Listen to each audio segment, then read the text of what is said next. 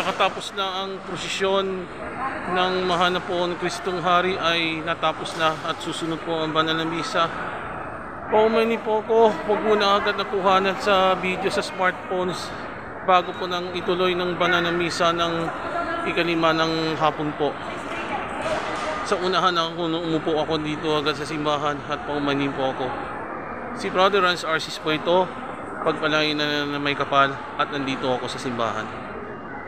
Mahana po ang Kristong Hari, maawa ka sa iyong panalangin. Salamat po sa iyong panood. Ciao! Sa unahan ako umupo dito bago na magsisimba at huwag mo nang kuhanan dito para hindi na magagalit na ng pari. Huwag mo na kuhanan dito. Please, maawa naman sa akin.